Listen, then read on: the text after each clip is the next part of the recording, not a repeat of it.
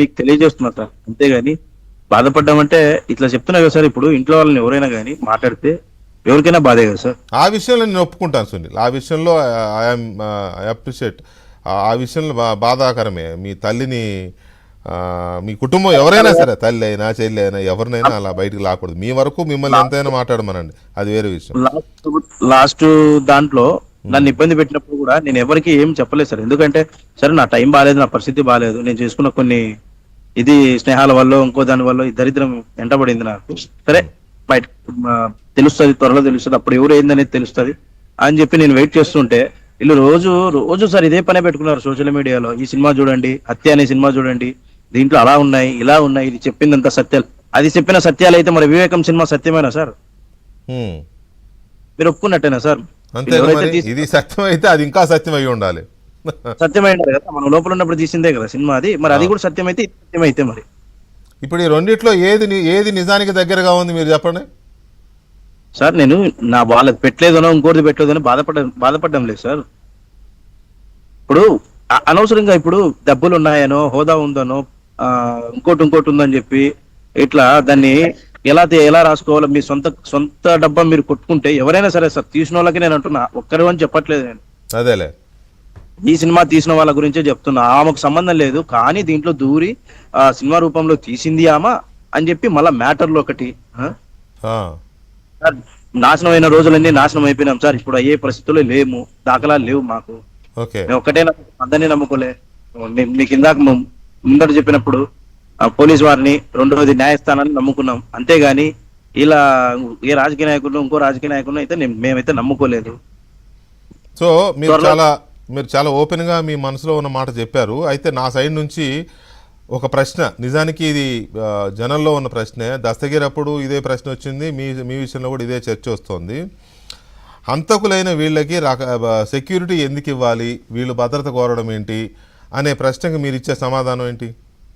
Sir నేను భద్రత అంటే నాకు సపరేట్ గా పెట్టండి, నేను వాళ్ళకు కూడా అన్నం పెట్టలేని పరిస్థితిలో ఉన్నా సార్. అంటే స్థితిలో అంటే నేను నాకే తక్కువ సార్. కానీ వాళ్ళ దృష్టిలో పెట్టాను సార్, నేను ఎస్పీ గారి దృష్టిలో పెట్టాను సార్. అది గవర్నమెంట్ నిర్ణయం, పోలీస్ శాఖ నిర్ణయం సార్. వాళ్ళు ఉందంటే వాళ్ళకు ఉంటాయి కదా సార్ టీమ్స్ అన్ని సార్, వాళ్ళు ఎంక్వైరీ చేస్తారు, ఉంటే ఇస్తారు, లేకుంటే లేదు. నాకేమో ఆశ పట్టుకుని అందరి మాదిరి పెట్టుకొని గన్మెన్లో పెట్టుకొని తిరగాలనే ఉద్దేశంతో నేను లేను సార్. ఓకే, కానీ నుంచి మీరు ఇంటర్వ్యూ స్టార్ట్ అయిన దగ్గర నుంచి మీరు ఒక మాట అంటున్నారు, చాలా పేదరికంలో ఉన్నాను, ఇల్లు గడవని పరిస్థితి ఉంది, పూట గడవట్లేదు, ఇంట్లో పరిస్థితి అంటే కొంత ఫైనాన్షియల్ స్ట్రగుల్ అవుతున్నట్టుగా చెప్తున్నారు కదా. ఇంటర్వ్యూ స్టార్ట్ అయిన దగ్గర నుంచి మీరు 4-5 సార్లు ఆ విషయం చెప్పారు. అది బాధాకరమే. అయితే ఈ ఘటన హత్య జరిగినప్పుడు ₹1 కోటి నాగిచ్చారని దస్తగిరి కమిట్ చేశాడు, తర్వాత ఇంకా చాలా మంది చెప్పారు. అప్పుడు మీకేం ఇవ్వలేదా? సార్ నేను ఏమంటున్నా సార్, న్యాయస్థానం పరిధిలో ఉంది, ప్రతి ఒక్క అంశము న్యాయస్థానం పరిధిలో ఉంది. నేను ఏం మాట్లాడినా నా ఫ్యూచర్ పోతుంది సార్. కొంచెం మీరు దయ ఉంచండి సార్ నా పైన. అయ్యో, నేను ఇబ్బంది పెట్టట్లేదు మిత్రమా, మీరు అర్థం చేసుకోండి. నేను ఒక్క విషయం కూడా మిమ్మల్ని నెగిటివ్గా మాట్లాడలే ఇప్పటి వరకు. కాకపోతే ఏంటంటే మీరు ఇవాళ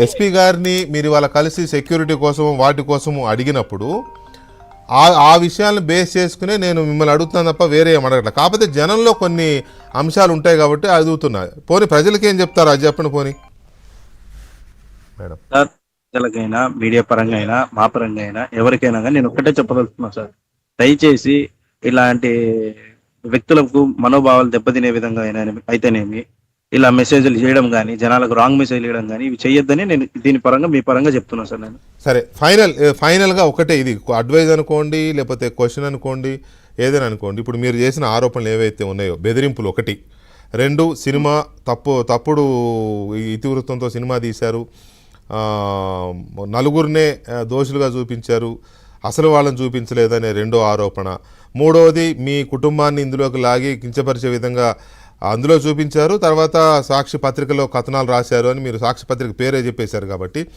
ఏవైతే మీరు ఎస్పీ గారికి ఇచ్చారో లేకపోతే ఇంకేమైనా ఆరోపణలు ఉన్నాయో ఇవన్నీ మీరు సిబిఐకి ఎందుకు రిపోర్ట్ చేయకూడదు, ఎందుకు కోర్టు దృష్టికి తీసుకెళ్ళకూడదు?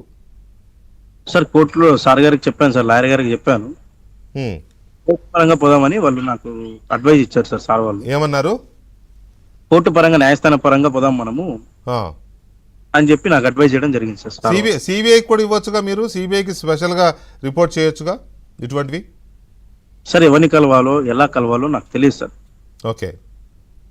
నన్ను అరెస్ట్ చేసింది సిబిఐ ఢిల్లీ వాళ్ళు సార్ వాళ్ళు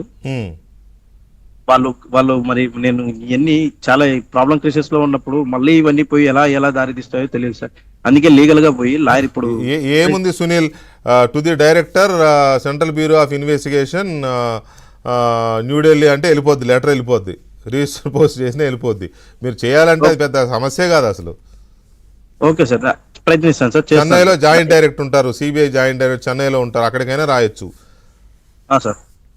మీరు అంటే మీరు సమాచారం ఇవ్వాలని మీరు స్థిరంగా గట్టిగా అనుకుంటే పెద్దగా ఒక్కరోజు ఢిల్లీ పోయించినా పని అయిపోద్ది. అది అసలు విషయమే కాదు సార్. సో అంటే నేను ఐఎమ్ నాట్ దిస్ థింగ్ మిమ్మల్ని ఫోర్స్ చేయడంలా, కానీ ఇన్ని విషయాలు చెప్తున్నప్పుడు కోర్టు ఎలాగో లాయర్ ద్వారా అందులో పిటిషన్ వేపిస్తా అంటున్నారు కదా, సిబిఐకి చెబితే కేసు పురోగతి ఇంకా స్పీడ్గా ఉంటుంది కదా అంటున్నా సార్. అందరి దగ్గర అవును sir. Okay sir. Yeah, thank you very much Sunil, చర్చలో నా ఇంటర్వ్యూలో పాల్గొన్నందుకు. సేఫ్గా ఉండండి.